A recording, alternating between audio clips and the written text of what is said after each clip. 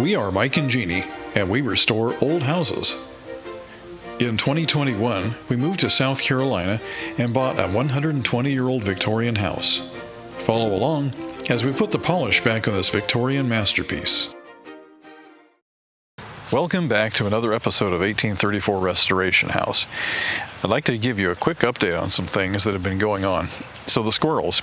Last week, we pulled out 2 squirrels within 24 hours of each other. We relocated them. And a whole week has elapsed now, and there are no more squirrels in the trap. We haven't heard any sounds up there, so we think the squirrels are gone. So we'll go ahead and close that up. We have a winner in the mailbox contest, which we talked about last week, but we didn't show you what it was that was actually under the house. So in today's episode, we're going to go into the house. I'm dressed in my grungiest of clothes because it's really nasty down there. And we'll go down and we'll take a look, and I'm going to show you what's under the house. What I'm about to show you next, the mystery that's underneath the house, actually sits right beneath the kitchen.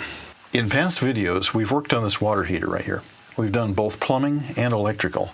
But what you may not have noticed is that dark wooden wall behind the water heater.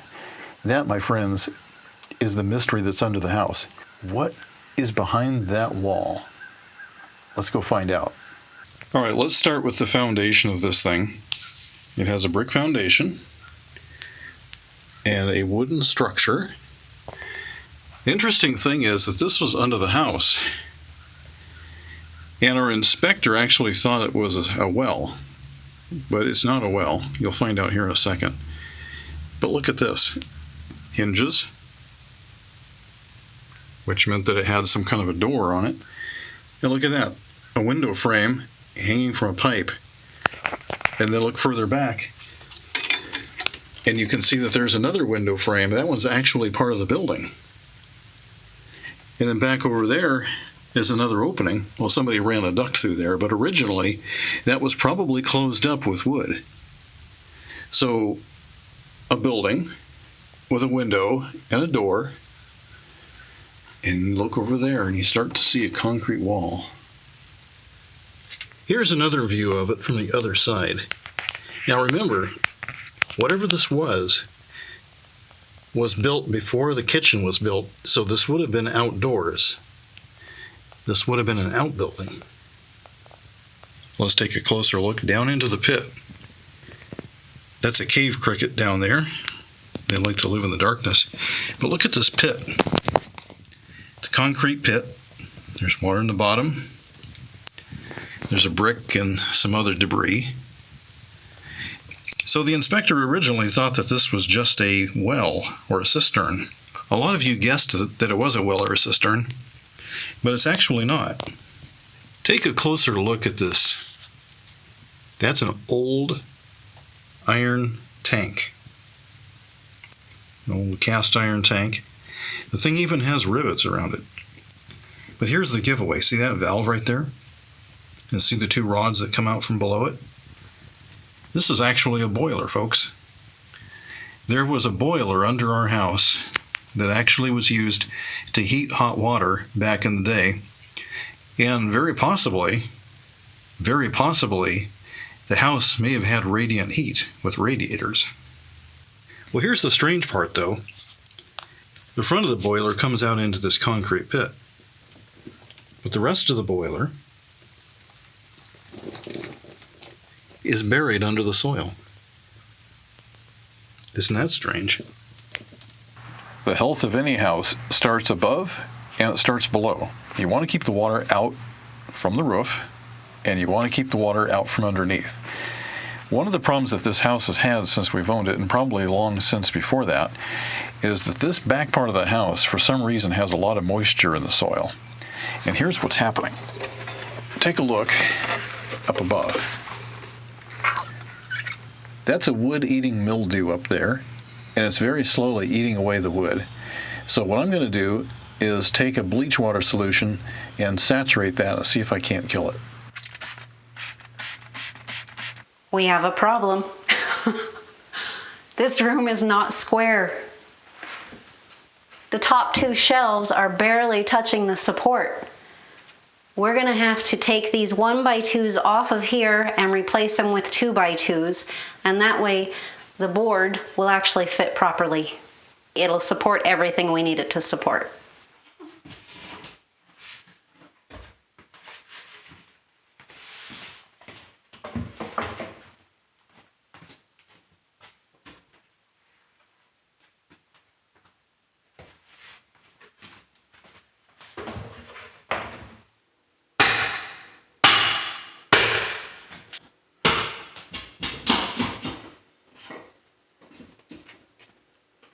If you've ever had a nail head break off, you know how frustrating that can be trying to get that nail out. But here's a quick, easy solution. Take a pair of vice grip pliers.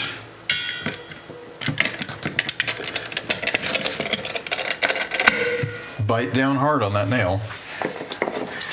Put a wood block there. Now, put your pry bar underneath the head of the pliers. Start prying.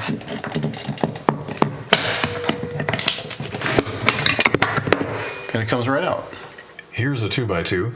As you can see, it's substantially thicker than the old 1x2 that I took off of there.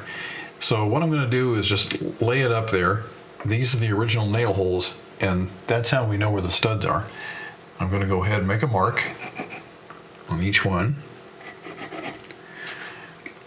And then I can just repeat that for all of the rest of them. That's a pretty thick piece of wood. Now, you could probably force the screw through there, but there's really no reason to, because all the screw is doing is providing a clamping force between this edge of the wood and the wall, and that's done by putting the screw into the stud. So what I'm going to do is take a drill bit, which I've selected because it's ever so slightly larger than the screw, and I'm going to drill pilot holes here.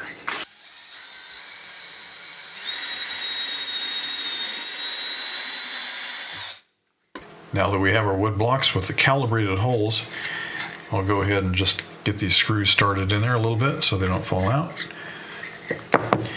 Lay it on there and align it with the old line that we used to have and drive it home.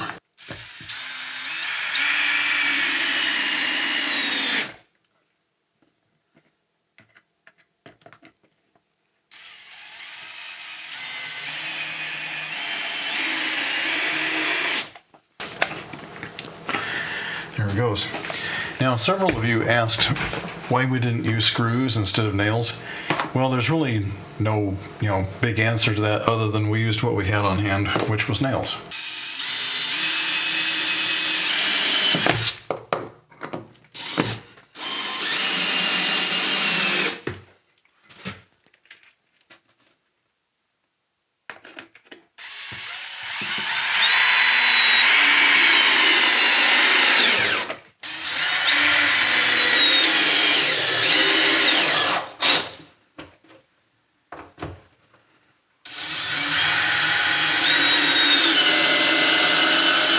Jeannie was so excited to see what they look like that she put all the shelving in, and we'll have to take some of it back out for the next steps. This is the shelf that goes on the back, and so we took that and clamped it in place just so it stays up. We have a cleat, one of these, on the back to hold up the rear, and we basically have these pinned to the shelves that are next to them. These are plate straps, and I'm going to put them underneath there to tie this shelf to that shelf.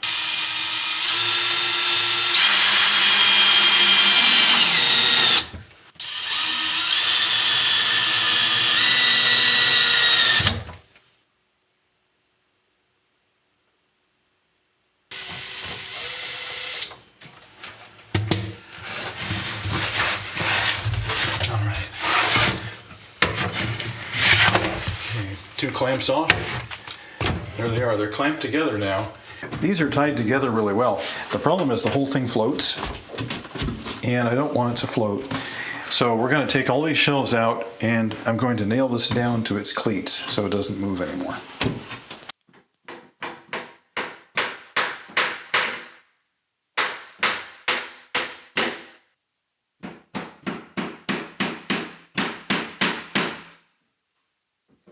with the edges nailed down to the cleats, it makes for a good solid structure. But we're not done yet. We still have more braces that's going to make this thing super, super strong. The next thing we have to do is just repeat that at the next layer and all the way up to the top. Well, here it is. We got all of the shelves nailed on. We got all the supports all put in. Look at how solid that is. Isn't that nice? That's pretty cool. Now this shelf has weights on it because it's warped pretty bad. So we're hoping after a few days or even a week that it'll flatten out better. We've got it screwed down and nailed down and everything. Hopefully it'll work. It's the only problem shelf now.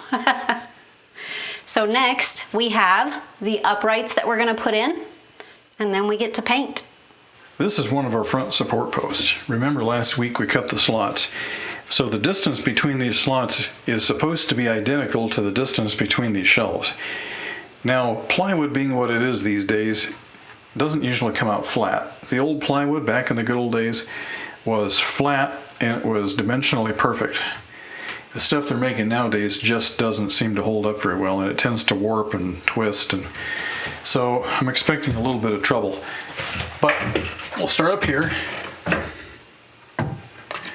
I'll put the top one in, followed by the one underneath it.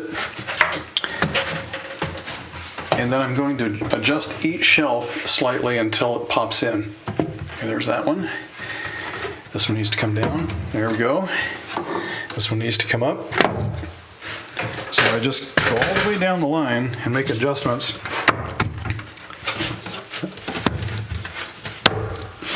until everything fits in perfectly.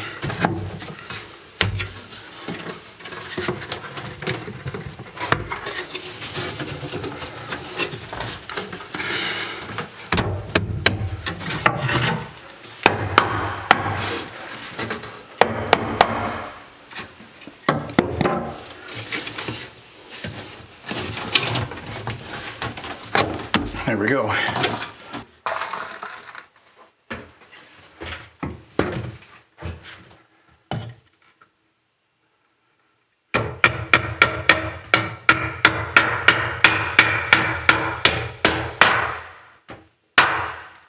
And I'm going to do exactly the same thing as I did before, just start moving and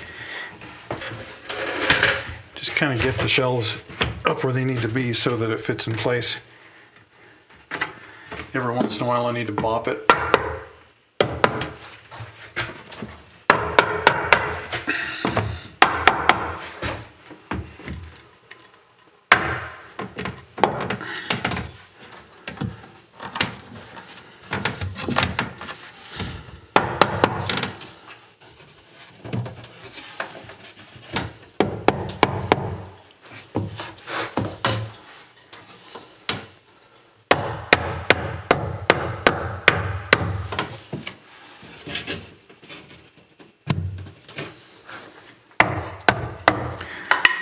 And that's it. We just keep working it until everything is in the perfect position. All right, here it is, all finished up. The only thing left to do now is paint it and start using it. But see, it's nice and strong.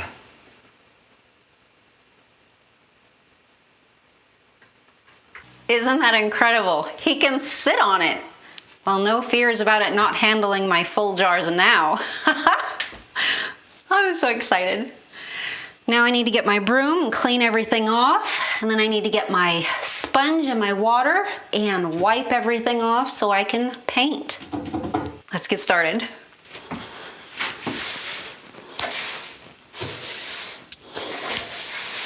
The paint I'm going to be using is just the stuff that we have left over from the bedroom. Since this is a temporary situation, I don't need to go buy more paint for that. We'll just use that up. And the flooring, yeah, I'd love to change it, but I really don't need to either. I'm not gonna spend the money. It's just a cheap, quick fix so that we can get some soups put up for winter and have somewhere else to put my fruits and vegetables besides sitting on the floor in that other pantry. So this is awesome.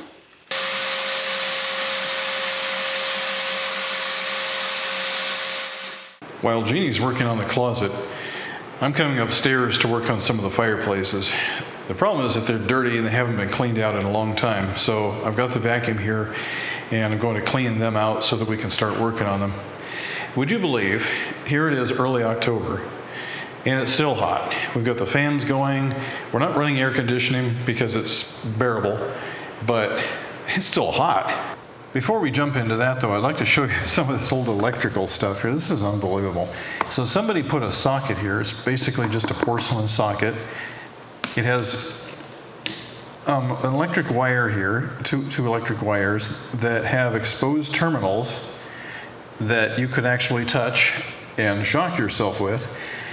And then they took this thing. I don't know if they still make these anymore, but they were pretty common back in the old days when electrical was still primitive. But it's basically, it has a light type socket base on it, and then a small outlet for a two-prong electrical. And you would literally screw this into your light socket. Now remember, this is back in the days when you might have had an overhead light and you needed to plug in something like a toaster and you had nothing to plug it into, so you would plug that into your socket, plug your toaster in there, and now you've got power for it. But the stuff does not pass modern electrical codes. And of course you can always touch the wires and you can shock yourself, and no, I'm not shocking myself because I've already measured it before I did this. Here's the tester. It's dead. There's nothing there. So anyway, just a piece of old electric here. In fact, that looks to me like, that looks like a lamp cord. Certainly doesn't pass modern electrical codes, and we'll be taking this out at some point. Otherwise, this room has no electrical. Look at this beautiful Victorian fireplace. It has the original cast iron work here. Beautiful woodwork. Really nice decorative grill here. But what the heck is this thing here? Well, that's an insert that somebody fabricated out of sheet metal so that they could probably put some kind of floor-mounted heater in here. Now remember, these were coal-burning fireplaces. Now I don't know if they had supply problems with coal or if the chimneys themselves became a problem, but for whatever reason they decided to stop using coal and mount these small, probably oil or kerosene-fired heaters to heat the rooms up. So what I'm going to do today is take this off. Let's get some gloves on first. There's no telling what's under here, but I can see already there's stuff spilling out on the floor. So let's take off the grill. Let's put that aside, and let's pull this out now. See what happens. Oh man.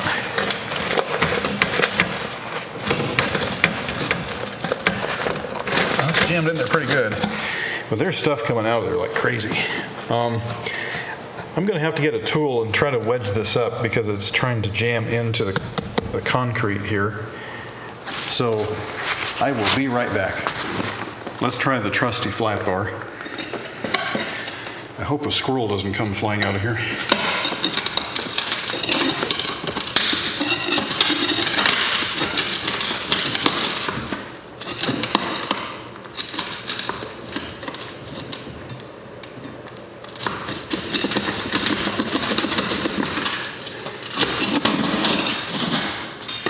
Wow.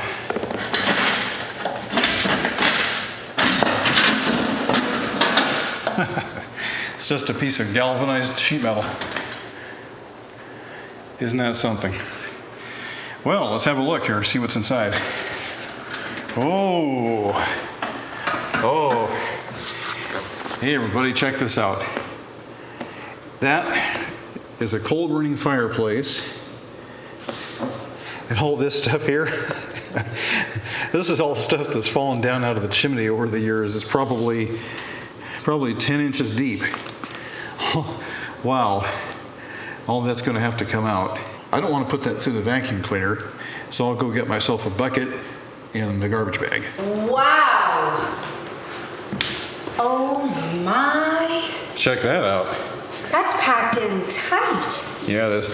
I don't know how many years that's been sitting there, guys. This is just unreal, unreal. We do have one fireplace that's open and we know it's in good shape and it's nice and clean, but wow, that's incredible. At least there's no bricks in there. Well, This is the chimney that has bricks off of the top that we have to fix. That's true. So I'm glad there's no bricks inside. yeah, there could still be bricks up there though. Just to give you a quick background on it, there's some bricks up on the top that have fallen. And we know for a fact because of pictures that one of them actually fell into the chimney. Others have fallen onto the roof. And we'll have to get that fixed. But wow, that's incredible. Yes. Oh my. It looks like this hasn't been opened up in many, many, many, many years.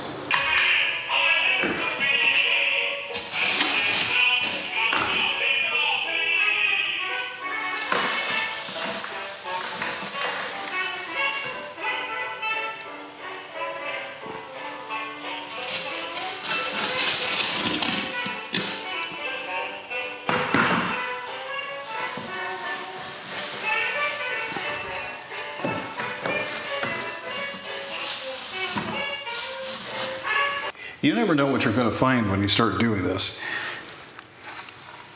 Down inside all of that, I found the remains of an old bird nest.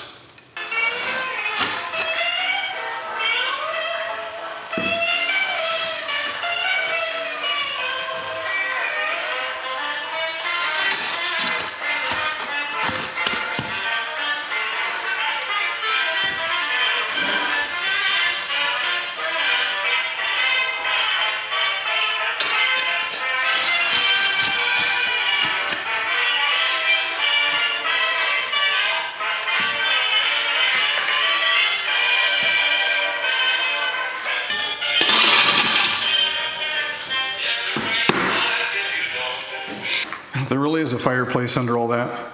That looks great. Yeah.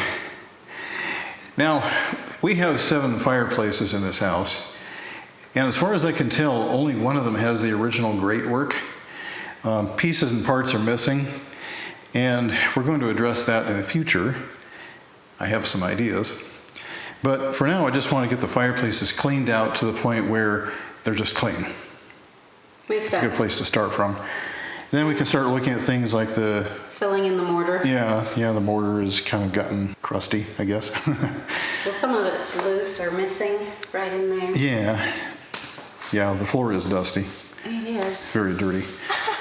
This cast iron work here has a bit of rust on it, just very light surface rust, but that needs to be cleaned off and then have the right kind of high temperature paint applied to it and give it that old vintage look.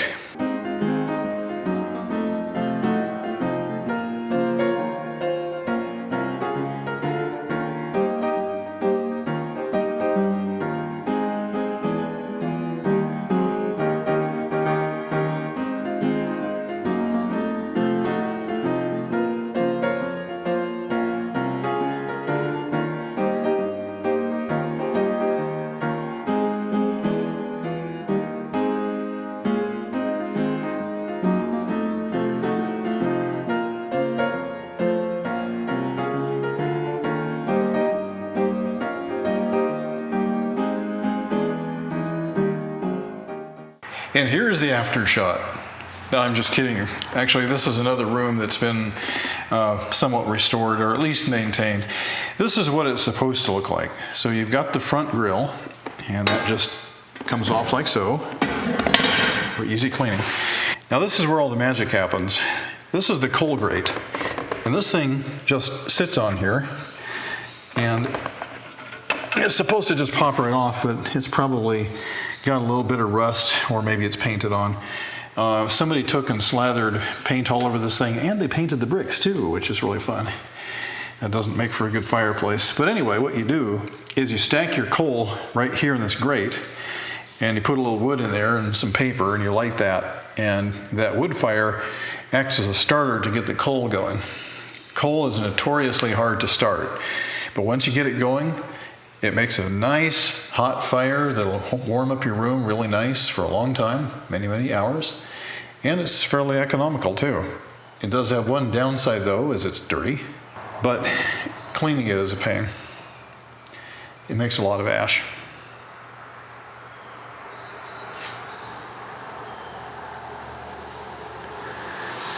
I just found this piece of coal laying on the bottom here.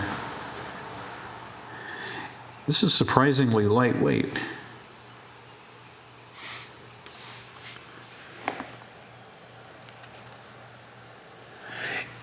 You know what else I just found down here too, which is kind of nasty, is a million mouse turds.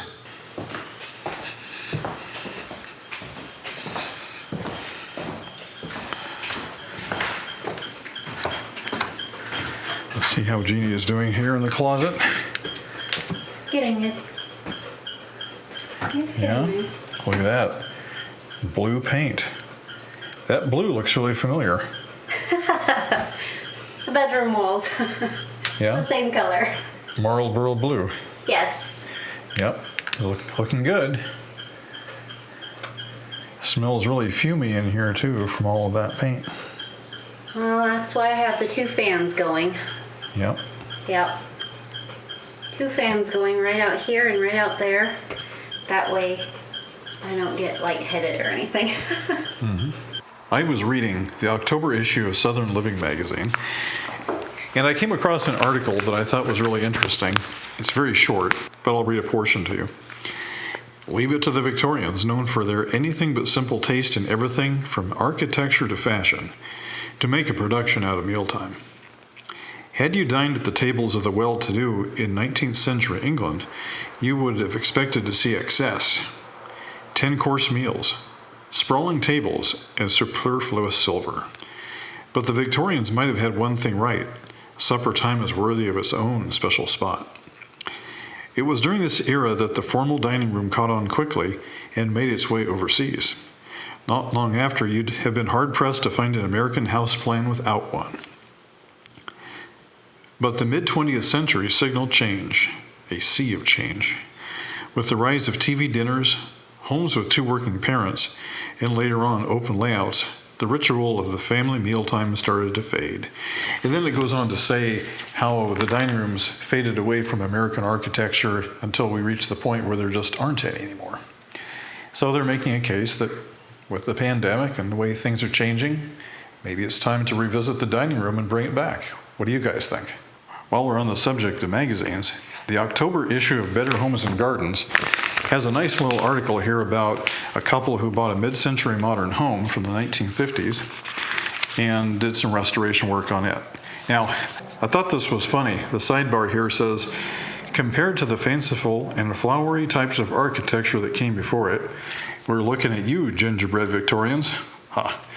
Mid-century modern is all about what it's not. Well, I appreciate mid-century modern architecture, and I actually enjoy it. I like it very much. I think it's very neat. But we happen to have a Victorian here today, so this is what we're focused on. But I thought that was funny how they made a little jab at the Victorians. I'm in one of the other bedrooms right now. This one here has the same kind of arrangement as the other one. The grill is slightly different, though. It's more straight. The other one had a curve to it.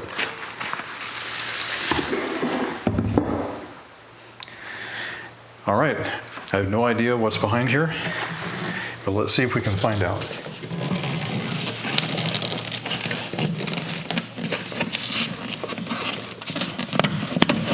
Ugh, I can see stuff falling out already. Oh man, I've got a bad feeling about this one. Well, it's not as bad as I thought. This is certainly another coal burner.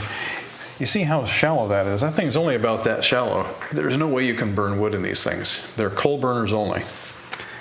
But it looks like it's pretty straightforward, so let's get over here and start shoveling.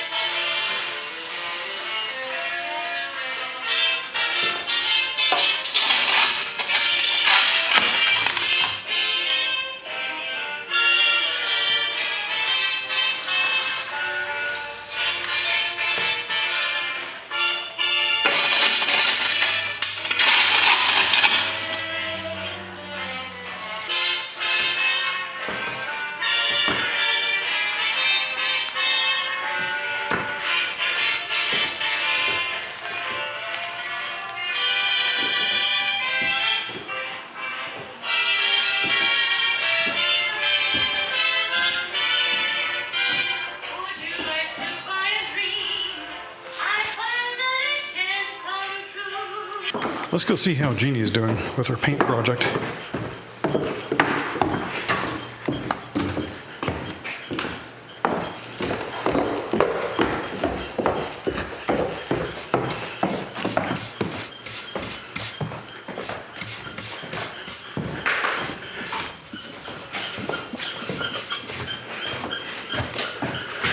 Hi, love.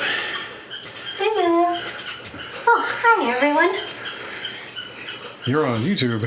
I am. So how are things going there? Well, the blue's a little darker than I thought it would be because it's such a small space, but it's going pretty good. So I'm priming the wood before I paint it because it's raw wood. And this way the paint will have something to stick to and I won't have to use as much paint, which is nice because I don't have a whole lot of this light colored blue that I wanted to use on it. The same light blue that we used for the ceiling in the bedroom.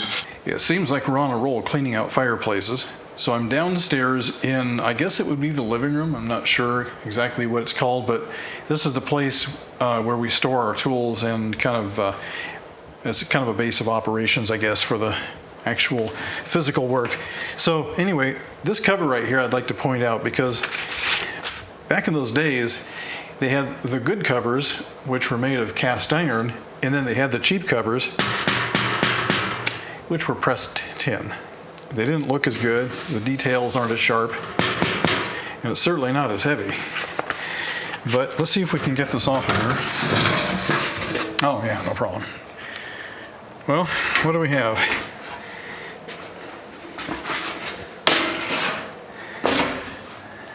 Well, this one still has the coal grate. That's good. What is this? Looks like a piece of insulation. Newspaper stuck up inside there with all kinds of... yeah, it's going to be kind of messy. Well, let's take off the decorative grate first. Okay. Oh, there it goes. That one's all rusted. Definitely needs some work. What do we have here? A brick that's fallen out. More insulation. What is that? It looks like a million mouse turds. A piece of newspaper. Let's see what this is from. This looks like it's been here a long, long time. The Greenville News and the Greenville Piedmont. Sounds like two newspapers merged at some point. But it's 36 pages long, has 3 sections, and cost 20 cents. You know, this, you would think that this is really, really old, and it kind of is old, but the date on here is February 16th, 1980. So it's really not that old. I was in high school. Yeah, I guess that is kind of old.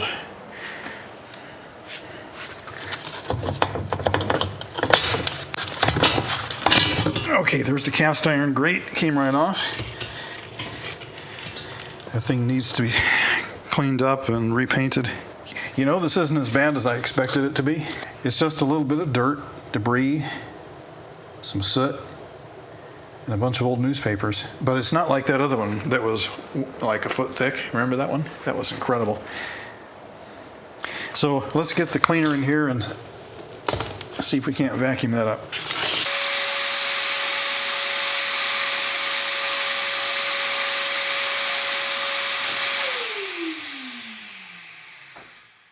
I'm in the office right now, and this one here looks like a really substantial cast iron cover.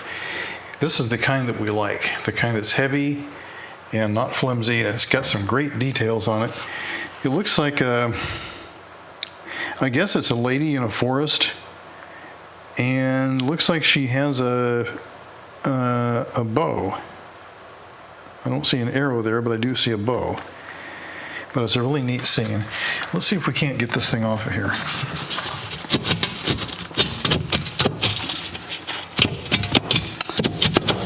Huh.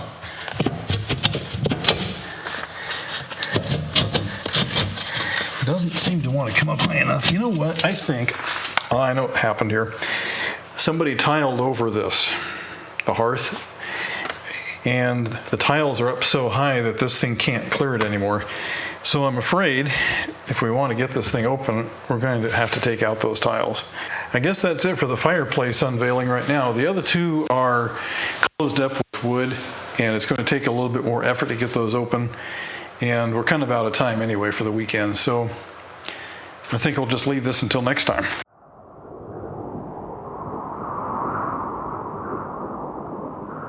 This is the month of October, a month when there's a chill in the air, when leaves dry up and fall off, and then later go skittering down the street in the winds of October. It's also a month when scary stories begin to be told. And it's only fitting that since we live in a Victorian house, that we tell a tale from the Victorian era. Tonight's tale, The Cold Hand. I was traveling from Paris to Brussels in the diligence. On my arrival one evening in a little village near Dieppe, I forgot the name of it, I found the village inn so crowded that the landlord could not even give me a bed upon which I might sleep in the house. He undertook, however, to receive my luggage and give me lodging in the neighborhood, and in this arrangement I was obliged and satisfied. Upon having partaken of a comfortable supper, I was waited upon by a servant with a lantern, who was to conduct me to the house where I was destined by my evil stars to pass the night. It was a lone house of 2 stories and quite small, situated on a wide heath, some half a mile distant from the inn. There were but 3 rooms on a floor, and on knocking at the door, I was admitted by a melancholy-looking young woman whose dress and appearance bespoke poverty, although she was neat and tidy. On being conducted into the apartment, which served as a kitchen, I found no one there. It appeared that the house had been inhabited only by this young woman.